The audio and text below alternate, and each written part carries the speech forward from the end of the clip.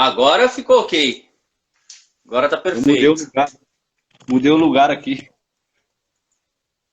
Tá conseguindo me ouvir? Tô.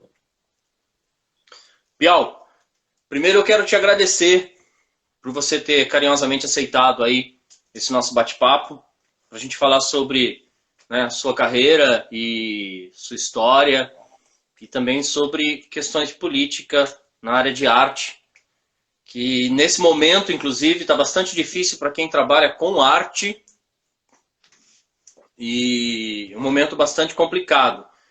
E muitas vezes as pessoas parece que não conseguem visualizar esse cenário, né, em relação ao artista. Eu queria que você falasse um pouco, primeiro, sobre... Você começou o seu trabalho no circo. Sim, tá, você tá me ouvindo aí? Você tá me ouvindo? Conseguiu me ouvir? Me ouviu? Tô. Ouvi falar sobre o trabalho do circo. Você começou seu trabalho na arte no circo. Não, na Foi isso, rua. né?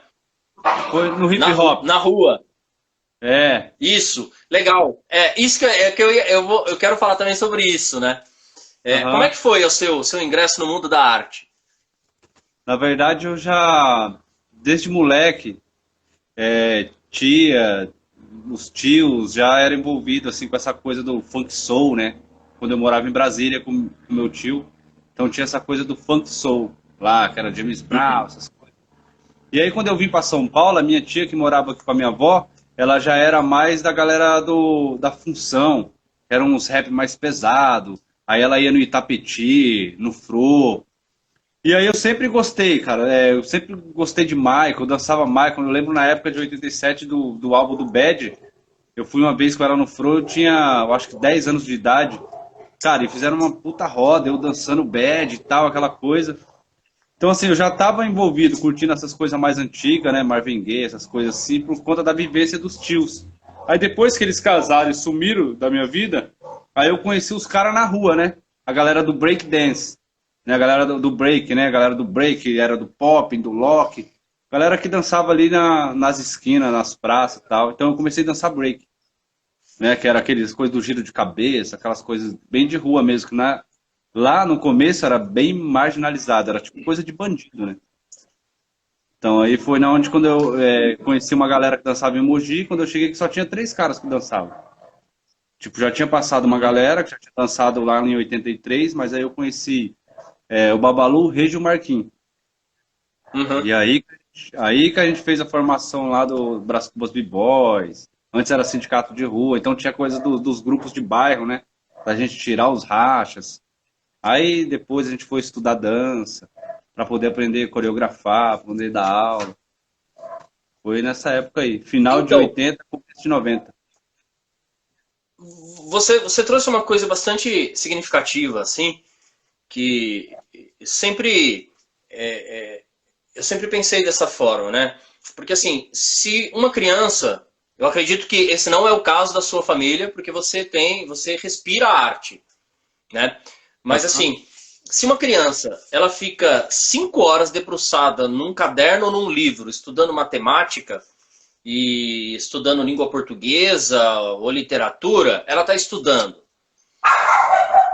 Se uma criança ou um adolescente ela fica na rua estudando dança, movimento corporal, a maioria das pessoas não enxergam isso como estudo e dedicação.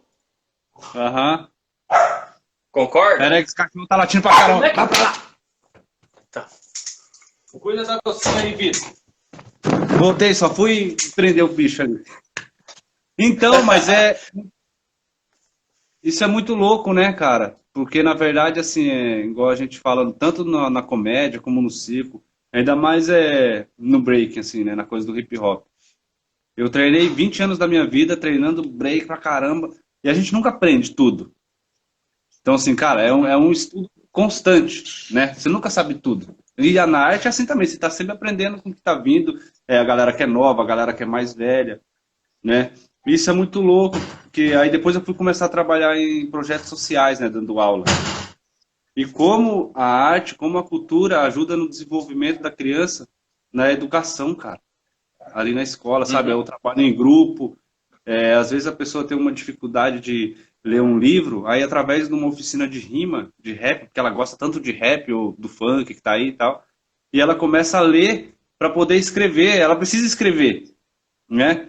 E às vezes na escola a galera não consegue tirar isso. Eu fiz um trabalho como facilitador educacional durante muito tempo nas escolas particulares, né? E ali no Placidina eu tinha um grupo lá de 150 só menina, cara. Ali que é um colégio de freira e tal, né? E eu usava o circo e a cultura de rua justamente para isso, para saber onde que é a dificuldade.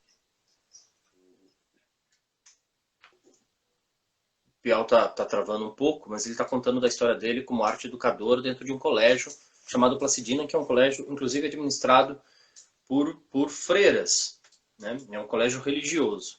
E a partir do trabalho dele como arte educador... Agora tô. Ah, aonde que eu parei? É que eles estão num horário que eles estão todo mundo usando a internet, quando da escola, e aí dá umas travadas. Beleza. Aí, isso acontece direto. Caraca, eu coloquei no 4G aqui. Tá. Então, aí você falou do seu trabalho como arte educador dentro do Colégio Placidina e o retorno que você teve a partir do seu trabalho com a dança e com a arte.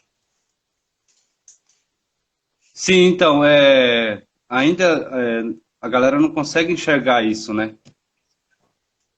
Que a arte facilita.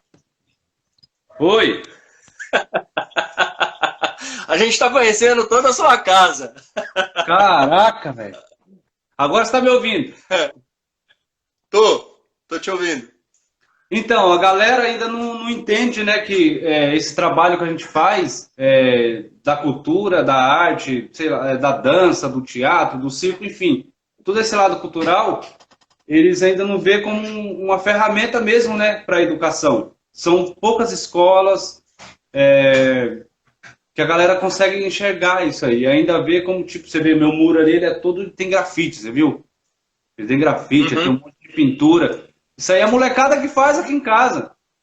E aí um dia veio uma professora aqui e ela ficou, nossa, mas caramba, você deixa eles pintar o muro da sua casa? Eu falo, cara, não dá para você travar a criatividade das pessoas.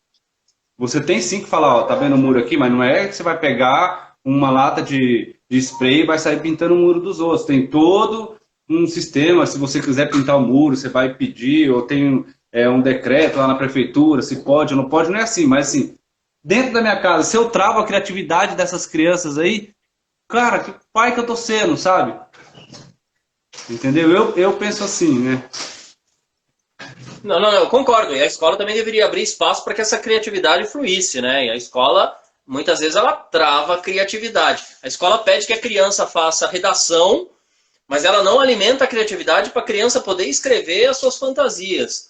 Eu concordo plenamente, né? E muitas vezes os pais reproduzem esse sistema, que eu chamo até de castrador em relação às crianças, de não deixar escrever, sabe, na parede ou pintar alguma coisa, porque isso é fundamental para o desenvolvimento da criança.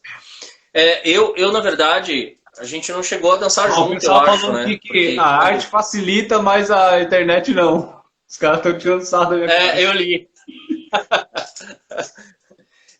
A gente acho que a gente não chegou a dançar junto. Acho que quando você entrou no Street Boys, eu tinha saído do Street Boys, porque para mim também era difícil, né? Existia um certo preconceito do tempo que eu dedicava à dança na época. Mas eu agradeço muito ao Reginaldo, tudo que ele me ensinou, e o Marquinhos sempre foi um grande brother. Da dança, você teve uma experiência no circo, não teve? Tive. Dali da rua, né, que eu fazia muita acrobacia, aquelas coisas no chão, saltos mortais. Eu era bem moleque de rua mesmo. Meu pai foi embora, cara. E com 12 anos eu já estava solto. Olha lá. Já estava solto, morando com um tio, com os avós, com a minha avó, que eu falo que eu não tinha avô, eu tinha vodrasto. Até ali era tipo não era o original, era um que estava ali. E aí eu ia pra rua para treinar o hip hop, para estar com a galera do hip hop, por conta das dificuldades dentro de casa mesmo. Então aquilo ali eu abracei como opção de vida. Quando eu vi que dava para tirar algo dali, que eu não sabia fazer outra coisa, e assim, não tinha expectativa de uma faculdade. Então assim, eu trabalhava em obra, eu trabalhava em qualquer outro serviço pesado e treinava o lance do hip hop. Né? Então assim, passava muita dificuldade. Então quando eu vi que a galera estava numa escola de dança, e eles me fizeram um convite, porque eu fazia as acrobacias e tal, e aí eu engatei e falei, cara, é aqui que eu vou ficar e eu vou aprender por aqui, como dar aula, como ser um profissional. E através dali eu conheci um professor que vinha de São Paulo, né, nessa época estava em Mogi, e esse cara ele vinha de São Paulo dar aula de contemporâneo. Aí ele falou, cara, eu vou te levar num teste assim, assim, assado e tal. E aí eu fui dançar numa banda, que era a banda do Josias, lá do Qual é a Música, lá do SBT, aquele com a borboleta aqui e tal. E aí, nessa banda, eu fui fazer um teste pro filme da Sandy. Aí eu é o Aquário. Aí eu contracenei nesse filme, entrei como ator nesse filme, eu nunca tinha feito teatro. E ali eu conheci um cara chamado Domingos Montanher, que é o finado Domingos Montanher, que teve aquele acidente no lago e tal.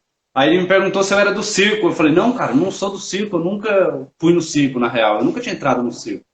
Ele falou, vou te levar num lugar e tal, você tem todo o perfil de circo. E aí eu fui fazer o primeiro evento do Skull Beats que teve no AMB. Ele que me levou.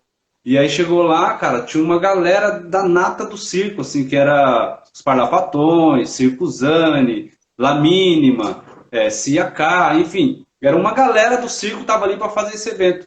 Então ali eu conheci os Parlapatões. E aí surgiu um outro convite para fazer parte do primeiro circo novo no Brasil, que chamava Circo Roda Brasil. Ele não tinha mastro dentro, a estrutura dele era toda por fora. E era trilha do André Bujanra. Eles me chamaram para coreografar e para fazer parte dos acróbatas lá no circo. Cara, foi a primeira vez que eu entrei no circo na minha vida. Então eu fiquei com esse circo 4 anos, viajando, fazendo um espetáculo chamado Estapafúrdio. E ali eu comecei a fazer palhaço. Uhum. Ali eu fui... Pode falar. Quando você dançou no Street Boys, isso foi antes ou depois da experiência do circo? Não, foi depois. O Street Boys foi o caminho para eu chegar até o circo. Porque uma galera foi parando e eu continuei estudando. Né? Tipo, uma galera foi parando da dança ali, então eu continuei estudando, indo mais para São Paulo, fazer essas aulas, fazer teste, né? Rolava bastante essas coisas de audição e fui conhecendo pessoas diferentes, fui me mostrando caminhos diferentes. Aí que eu cheguei no circo, mas tudo foi através do hip hop lá atrás, de treinar no pó de serra, na terra, né? Então ali eu já estava vivendo da arte. Ali no começo do Street Boys eu estava aprendendo a dar aula, trabalhar em grupo, né, estudando a dança. E aí quando eu comecei a ir mais para São Paulo, ali eu comecei a viver da arte. Então eu já trabalhava na banda, eu já ganhava, e aí rolava o teste, aí eu fui trabalhar no circo, aí do circo para lá e lanchou. Depois eu participei de mais 2 longas, foi rápido, só eu sei que sou eu, que eu passo muito rápido. Mas foi com um que é do Sérgio Machado, que chama Tudo Que Aprendemos Juntos, que eu faço uma cena com o Lázaro Ramos, e tem um outro que é do Walter Salles, que chama Linha de Paz.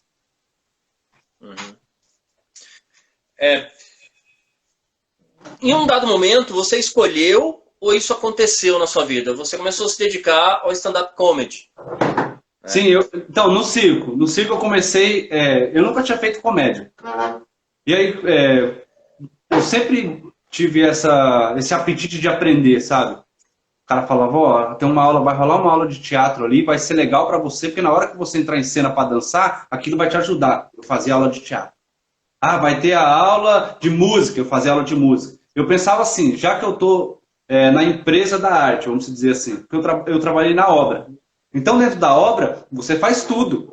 Você é o ajudante, daqui a pouco você quer aprender a ser pedreiro, então você vai aprendendo coisas até você virar o mestre da obra ou o engenheiro da obra. Eu pensava, dentro da arte, a mesma coisa. Então, assim, eu não posso, porque eu danço break, eu não posso dançar o balé. Claro que eu posso dançar o balé, quanto mais coisa aprender, melhor. Então, toda vez hoje em dia, quando a galera faz uma matéria, eles falam, o Piau é multifaceta. Porque eu fui aprendendo tudo. Eu quis estudar o palhaço. E a primeira vez que eu fiz o palhaço, eu recebi uma coisa diferente, que foi o riso. Quando a gente dança, o pessoal faz o quê? Ah, é gostoso, lindo, e não sei o quê. E aí quando você faz a palhaçada, a galera tá fazendo o quê? Rindo da sua cara. Coisa que a gente nunca quis, que alguém risse da nossa cara. Nas ruas, nas escolas. E aí quando eu recebi o riso, aí o Raul Barreto, que é um dos diretores dos Parlapatões, falou assim, o que você achou? Eu falei, cara, eu nunca senti isso na minha vida. Eu lembro de criança já gostar de Jerry Lewis, do Ed Murphy, e ver esses caras fazendo comédia, eu já gostava. Mas não me via fazendo aquilo. Aí ele falou, então agora que você achou que é bacana, você vai estudar, porque a comédia ela é um estudo. Cara, e aí eu fui fazer um monte de curso de comédia. Mas assim, quando eu falo na comédia, eu falo no geral. Às vezes o cara pergunta pra mim, do lance do stand-up. Eu falo, cara, eu sou um cômico. Eu faço comédia.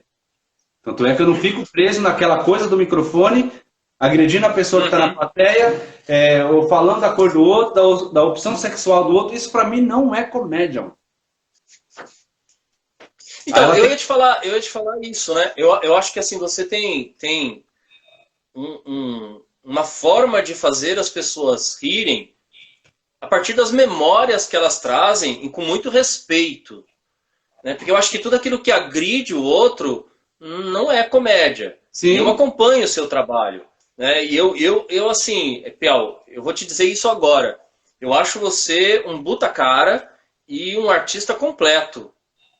Entende? Porque é sério. Mesmo porque, assim, quem vê você no palco, quem vê você fazendo tudo que você já fez ao longo da sua carreira e com toda a experiência que você tem, você não perdeu a sua humildade, você não perdeu a sua essência.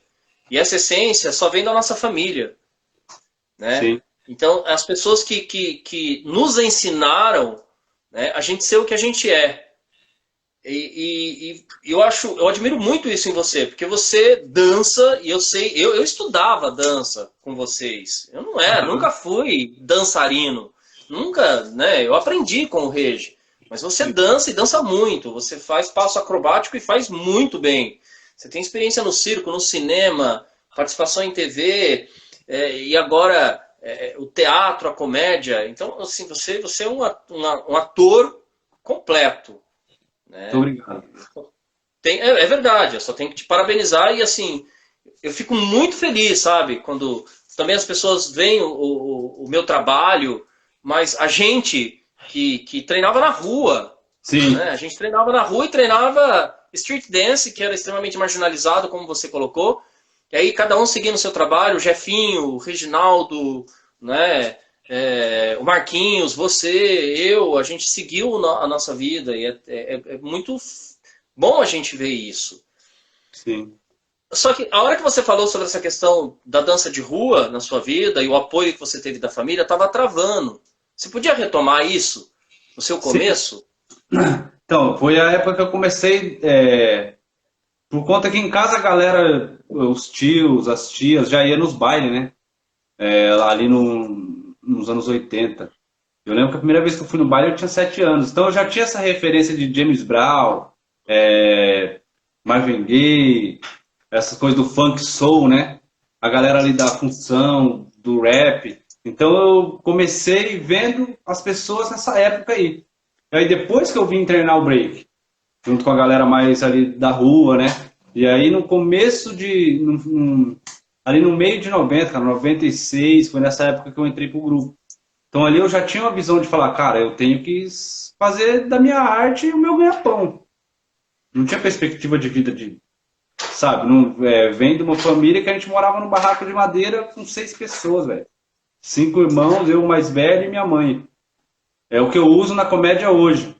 Quando eu fui estudar comédia, eu aprendi que o melhor material de um comediante está na vida dele. Então, assim, as histórias que te machucaram, você transformar em algo positivo para quem está te assistindo. Então, a gente ri da desgraça, a gente fala, né? Mas quando eu estou me zoando e eu trago o público para brincar junto, isso para mim é comédia. É eu fazer piada junto com você e não de você. E eu vejo que, assim, uma galera fala assim, putz, sua comédia, caramba, não sei como você não bomba, igual esses caras aí, Piau, que não tem sei quantos mil seguidores e tal. Eu falo, eu posso fazer qualquer piada, bicho, agredindo qualquer pessoa e posso bombar. Mas esse não é o meu propósito. Eu prefiro muito mais deixar um lado cultural positivo para minha família e para quem conheceu o meu trabalho, do que simplesmente ter like. Tipo, igual eu vejo pessoas postando que se eu tiver 10 mil visualizações nessa live aqui, eu vou doar 10 cesta básica. Isso para mim não é ser artista, mano. Artista é você transformar a sua arte, transformar a vida de outras pessoas. Não é só ir lá no bairro, falar que é da quebrada, falar que é do hip hop, pegar a bilheteria, o dinheiro da galera e sumir e não fazer nada por ninguém. Isso para mim não é arte. Prefiro passar o chapéu, entendeu? Então a rua me fez ser isso, né? Da gente rachar um pãozinho para poder treinar um break ali na esquina de casa, sabe? Então, mas lá atrás eu não sabia que isso ia mudar minha vida. E aí eu volto naquele lance da educação. A arte, a cultura muda a vida das pessoas. Eu sou uma prova disso. E conheço várias pessoas que é prova disso. Eu tive um pé no crime, eu tive tudo para desandar. Não desandei porque aconteceu algo ali na minha vida que foi a cultura. Eu até brinco com a galera, eu falo, caramba, cara, até os piores dos caras que andavam comigo conseguiam arrumar um serviço fichado. Andar com roupa legal, tênis de marca. Eu ainda andava de pichute, andava de conga, trabalhava na obra com 12 anos. Mas eu acho que já estava traçado. Não vou te dar esse trampo, porque você vai ficar aqui, porque você vai trabalhar com a arte aqui, você vai mudar a vida de outras pessoas ali. Você entendeu? Então eu não conseguia arrumar um trabalho numa empresa. Porque eu, caramba, será que eu sou mais zoado do que fulano? O cara rouba, o cara faz um monte de coisa. Não te amo, mas... Putz, será que não vai acontecer nada comigo? Então, assim... Aconteceu. Na hora que a chave virou, ela virou legal. Eu nunca desprezei em aprender, sabe, outras coisas dentro da arte. Foi isso. Viver da arte. Falta incentivo. Quando eu falo incentivo, porque assim, as pessoas ainda têm uma visão de que arte é hobby.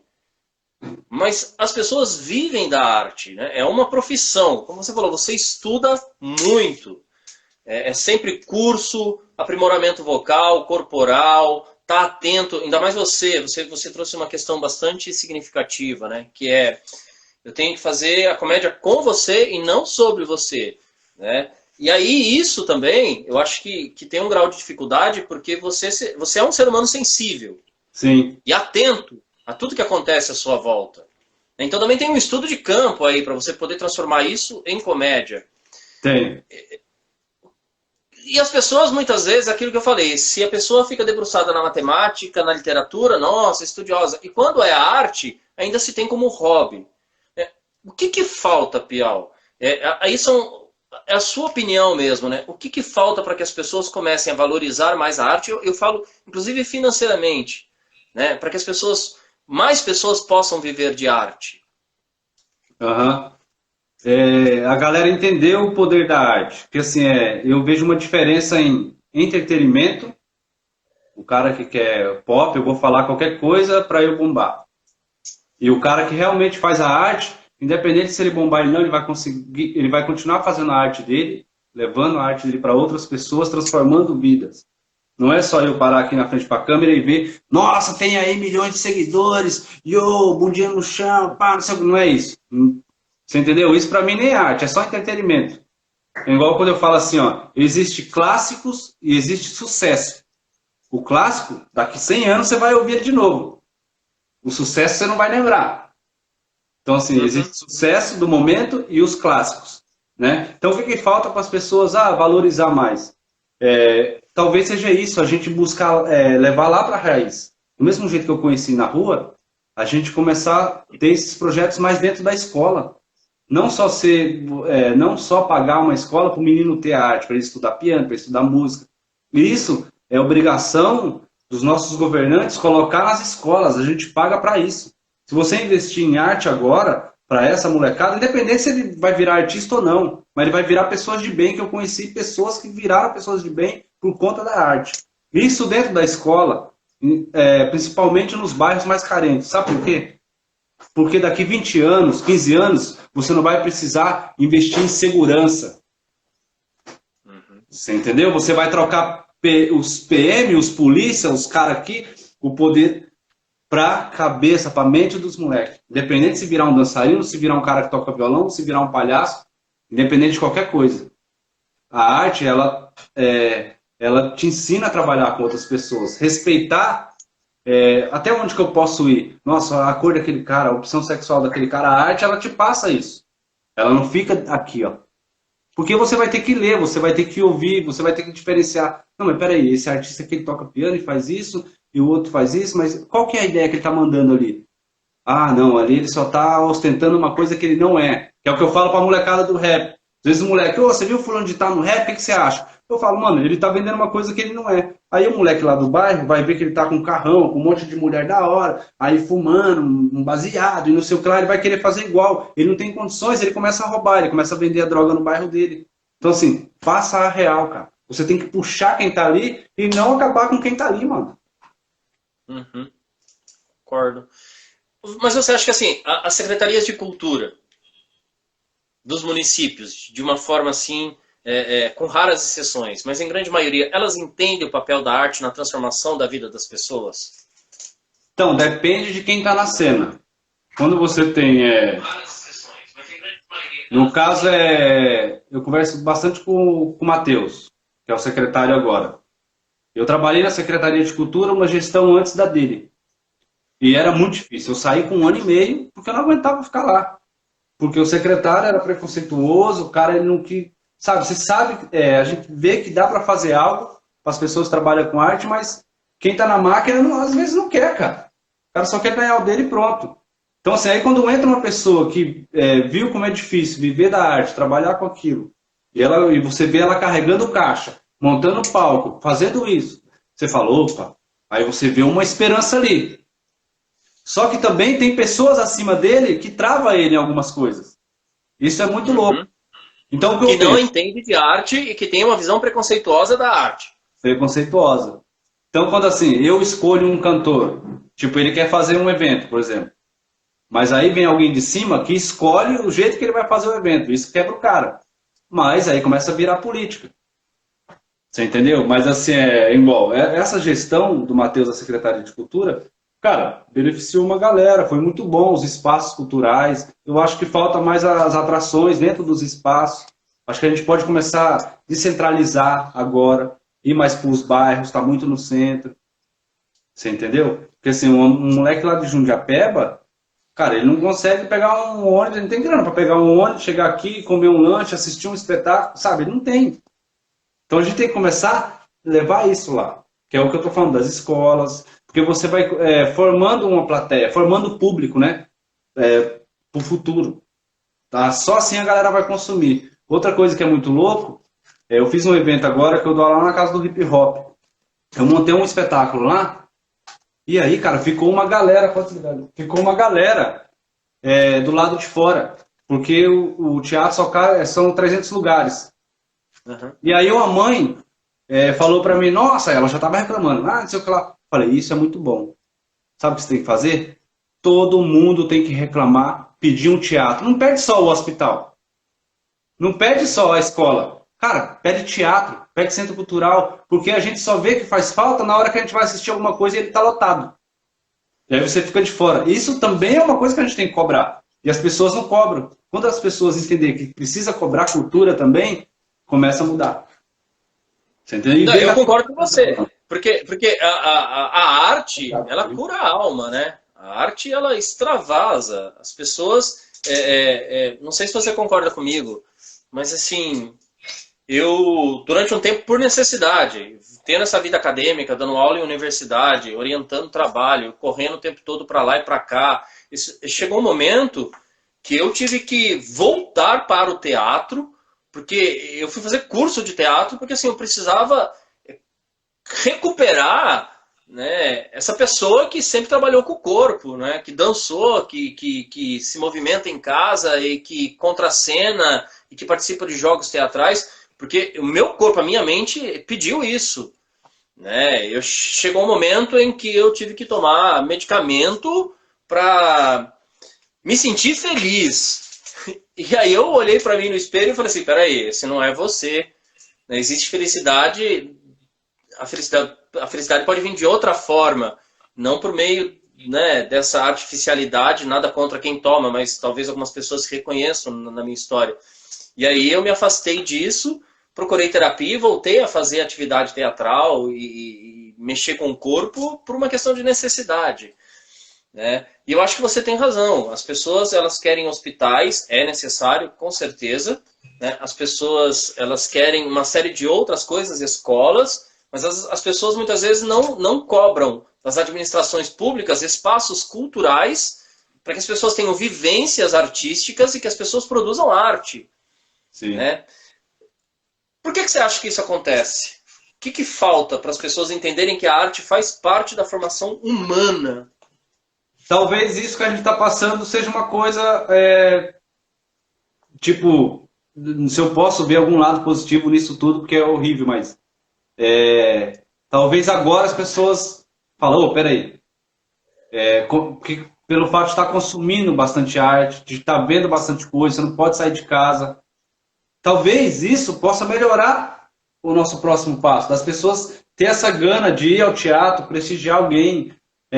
Igual, a gente faz várias lives, vários vídeos, e a galera comenta, gosta. Então, assim, é um refúgio da galera que está em casa agora, se sentir bem vendo algo, dando risada, vendo alguma coisa de circo, alguma coisa de dança. Então, tá rolando muita arte, as pessoas estão consumindo muita arte agora por estar em casa. Talvez isso seja uma mudança, não sei, ou uma piora. Eu também não sei, ou a pessoa costuma não ir mesmo e só assistir de casa, ou as pessoas sintam essa vontade de ir ao teatro, sabe? Porque isso, é igual você falou, faz bem, isso faz bem para a alma, isso é qualidade de vida, cara. Então, enquanto as pessoas veem a arte como coisa de vagabundo, é muito complicado. Ela tem que ver a arte como uma qualidade de vida. Em como toda área, cara, tem aquele cara que é muito louco, aquele outro que faz aqui, o outro que vai tirar a roupa e pá, e não sei. Isso tem em toda a área, não dá pra você julgar que um cara pegou milhões da Lei Rouanet e agora todos os artistas merecem morrer. Cara, isso é burrice. Uhum. Você entendeu? Eu acho que isso é... A galera julga um por conta do outro. Outro dia eu vi um post que estava escrito assim, eu já precisei de pedreiro, já precisei de carpinteiro, já precisei de... falando um monte de profissão, mas nunca precisei de um artista. E aí eu comentei, mentira. Essa camisa que você está usando tem um desenho, ela foi feita por um artista. Desde criança, antes de você aprender a escrever seu nome, você fez uma tinta na mão e colocou num papel em branco. Você foi um artista antes de escrever seu nome. Antes de andar e correr, você balançava dançando, porque tocava música na sua casa. Ah, é música, a música que toca no seu rádio. O desenho que você assistiu antes de ir para a escola. Às vezes, no livro de português, igual eu fiz hoje com a minha filha, lá tem um quadrinho onde que ela teve que colocar os textos, dando a leitura para aquela imagem. Isso é arte.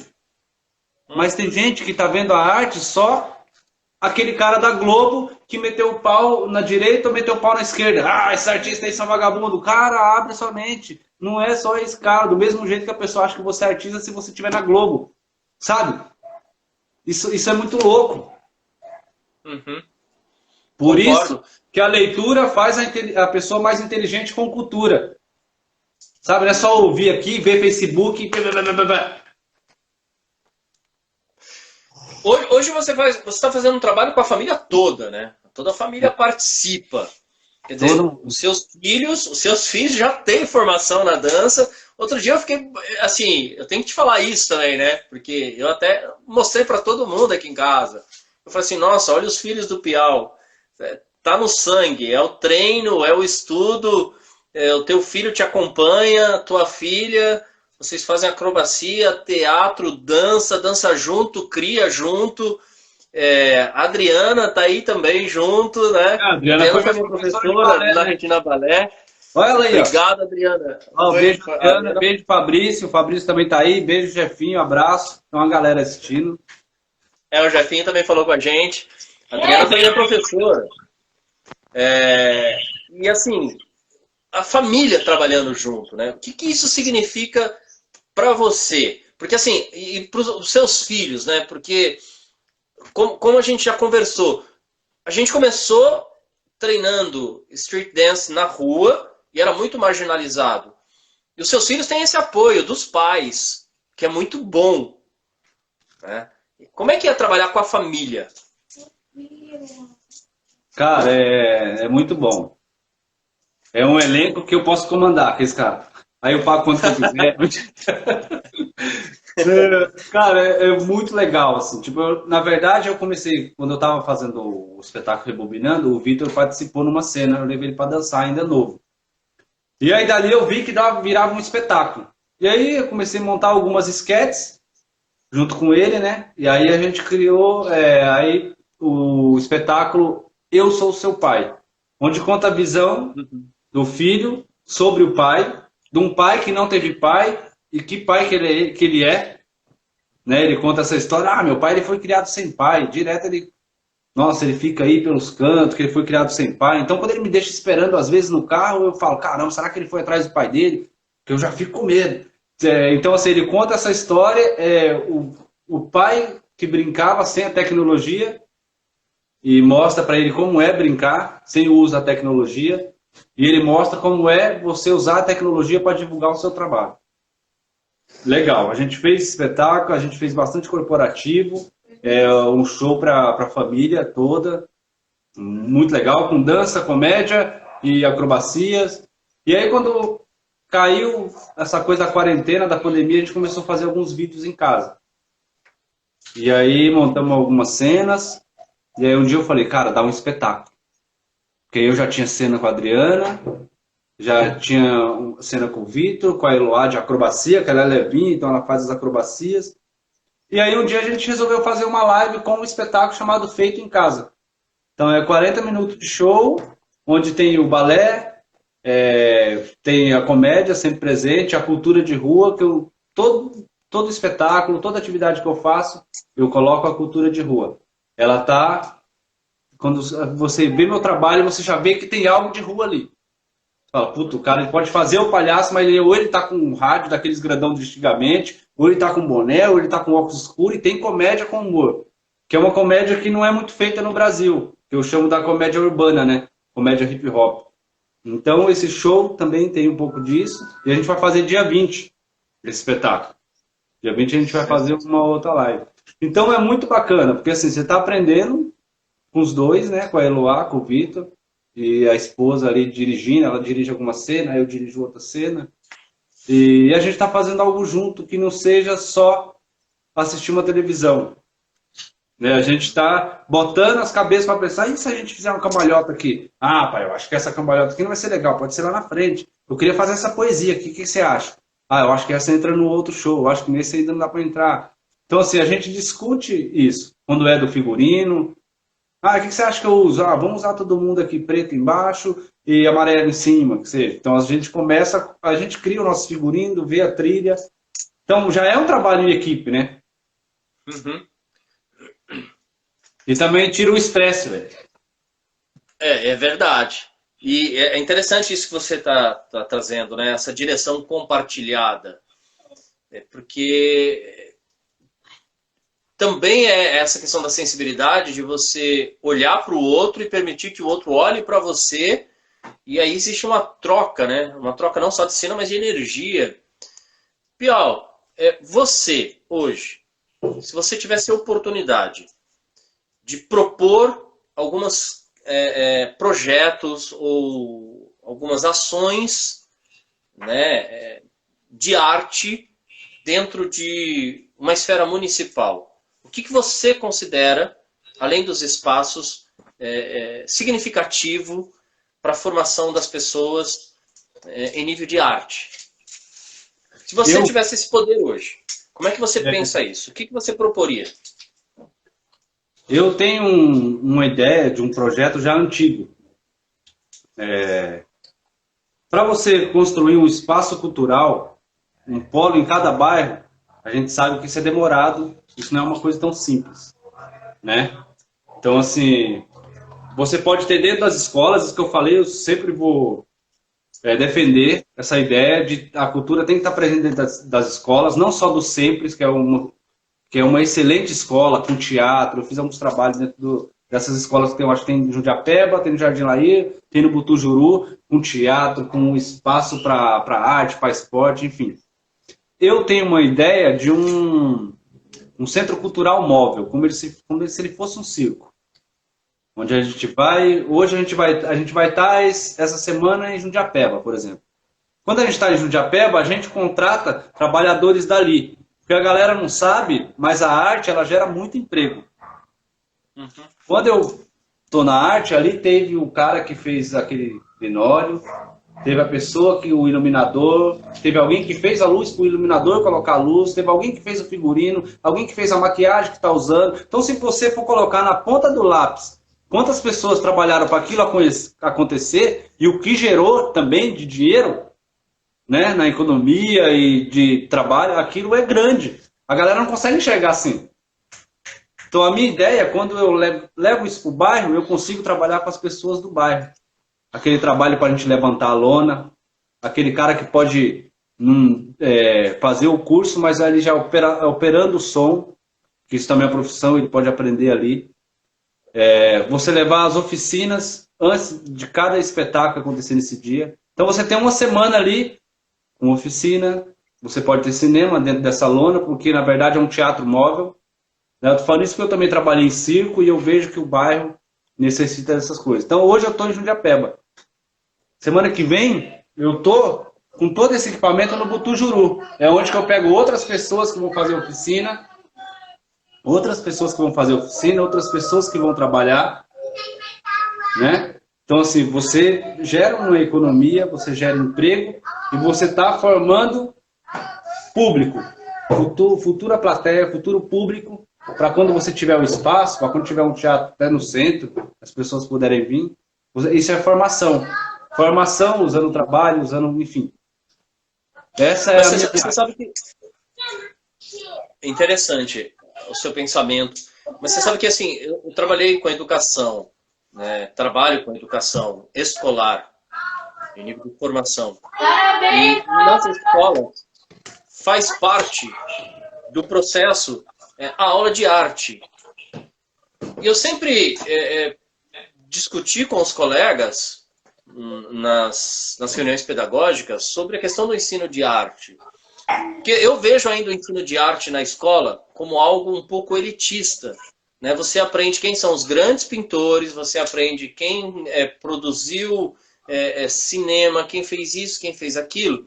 E muitas vezes a aula de arte da escola não mobiliza dentro da própria escola o movimento artístico do próprio bairro, da própria cidade, do próprio estado, e não fomenta a criação artística muitas vezes. É muito mais uma aula de história da arte em si, né, ou do ensino da estética e da cosmética do que já é dado, do que de fato fomentar a criatividade e o fluir artístico. Você acha que a questão do ensino de arte na escola também tem que mudar? Ou do jeito que tá ok? Não, eu acho. Eu falo isso direto. Tem que mudar desde quem está ali como profissional. Não são todos, mas eu vejo muita gente igual esse do sempre que eu tô falando. A galera fala que eu falo pra caraca. E eu meto a boca mesmo. Às vezes eu vejo uma pessoa que saiu acabou de fazer a faculdade de educação física e ela nunca assistiu um espetáculo, e ela nunca fez teatro, e ela nunca subiu na ponta para fazer o balé. Só que a gestão contrata aquela pessoa para dar aula de balé e o outro que se formou em balé há 20 anos na ponta não pode. E tem o DRT, mas o DRT não conta para eles. Aí ele coloca a pessoa para ensinar balé, sendo que ela não sabe ensinar balé. Ela não estudou balé. Tem as exceções das pessoas que estudaram balé, estudaram educação física e tem ali os dois. O DRT é capacitada também no balé e tanto na educação física. Mas temos enganadores. Pessoas que acham que é aí onde que vem o desmerecimento. Porque assim, como que eu vou falar do Piau, do Eduardo, do grupo City Boys, lá da minha cidade, que foi o primeiro grupo de dança de rua, sendo que eu nem conheço a arte. Eu só estou ali para dar uma aula, porque dar aula de teatro é fácil. Eu me formei lá de sei lá do que, mas aí eu peguei um livro ali, vamos montar uma peça. Aí qualquer um monta uma peça, qualquer um quer montar uma coreografia. Então, assim, é mais fácil eu pegar esse professor de história para montar uma peça, montar uma obra, enfim, do que contratar um cara que realmente é palhaço para fazer esse espetáculo. Isso eu acho, cara, eu acho isso um chato pra cacete, eu fico injuriado com isso aí. Sabe? Porque lá na Secretaria de Cultura, eu tô andando aqui porque a Elô tá estudando ali, tá? Tô passeando. Não, fechou. Entendeu? Porque eu lá na Secretaria de Cultura eu via isso aí. Eu via o secretário, na época que eu trabalhei, falar que esse que é da educação física ganha mais. Aí você vê, não é só ver o material da pessoa. Eu conhecia a pessoa. Isso é que é o pior. Eu trabalhei na Secretaria de Cultura da minha cidade, onde eu conhecia cada profissional capacitado para fazer tal coisa e eles contratavam outro profissional. Sabe? Aí eu falava, como assim? Não, mas é porque o cara, eles não vêem essa coisa do notório saber. Porque eu conheço o cara que tirou o DRT, bicho, e estudou teatro, e o cara não se formou em educação física. E o cara é um puta diretor. Você entendeu? Ele estudou direção artística, ele estudou teatro, enfim, entende de sonoplastia, contra-regra, ele entende tudo dentro de um espetáculo. Isso eu fico puto pra caramba com isso aí. É o que eu fico puto também com o palhaço. Quando a galera fala, eu sou palhaço e coloco o nariz, mas a pessoa também não quer estudar comédia. Ela quer ser palhaço e eu vou ali, coloco a maquiagem, vou ali, vou gritar ali na rua e eu sou palhaço. Não, você não é. Isso vai bem mais além. O que você está querendo passar? A gente é um cara... a arte do palhaço ela é provocadora. Sabe? Não é só ir lá e... Não é só fazer rir. O que você está querendo passar? Você sabe que você está trazendo uma coisa muito interessante. Porque assim, olha, eu conversei com a Gervásia Boreal, que é uma drag queen, criação do Lorenzo, e ele falou exatamente isso. Ele falou assim, muitas pessoas querem entrar na arte drag, mas se esquece da formação e de dizer por que ela quer apresentar essa drag. Então é muito importante que a pessoa tenha consciência, porque se apresentar no palco, muitas pessoas podem, mas a essência dessa apresentação vem de onde? Né? Eu concordo plenamente. Quer dizer, colocar um nariz, uma maquiagem, as pessoas podem. Mas o palhaço vai além disso, né? O palhaço está nessa proposta no que você sabe, o que você quer, como você quer, por que você quer e o que você quer provocar com ele. Concordo plenamente. Mas essa consciência também vem do processo educacional, né? Porque ainda é visto somente como o divertimento ou tal, e não, tem todo o trabalho antes. A gente tá... Quando eu falo... Pode falar. Quando eu falo que eu estudei palhaço, e aí eu já vi dentro de escola, professores assim, nossa, palhaço, porque a imagem que eles têm do palhaço é do Ronald McDonald, é do Patati Patatá, mas aí você pega a capa de um livro, eles dando aula, você pega a capa de um livro de história, quem que tá lá? O maior palhaço de todos os tempos, Chaplin. Só que eles, quando você fala palhaço, eles... mas o Chaplin, palhaço não é só o que usa nariz. Eu estudei com um cara que chama Avner Enzenberg, ele é chamado Avner o Excêntrico, um dos maiores palhaços do mundo. Depois eu vou te mandar um link para assistir ele. Um americano que veio no Brasil. Fiquei uma semana dentro de uma casa com ele. Eu, Márcio Balas, Paulinho Serra, um monte de cara para estudar palhaço. E ele falou por que ele parou de usar nariz. Porque eu falei que eu não usava, eu também já usei o nariz, e em um determinado momento eu parei de usar. Por conta que eu fiz essa coisa mais moleque, usando um hip hop, misturando com palhaço. Aí ele falou, sabe por que eu parei de usar? Porque uma vez eu fui num evento de palhaço, eu vi muitos palhaços, mas não vi nenhuma palhaçaria. Então tinha muita gente com nariz, mas você não via ninguém fazer graça, você não via ninguém mostrar algo da palhaçaria. Aí eu joguei o meu longe. Porque o maior de todos os palhaços, ele fazia o protesto, ele fazia você rir, e daqui a pouco você tava chorando e falava, caramba, mano, o cara tá passando fome. Peraí, o cara tá morando na rua. É um tapa na cara da sociedade. Esse é o papel do palhaço, né? Tipo, a gente pegar aquele lado que o ser humano não quer mostrar.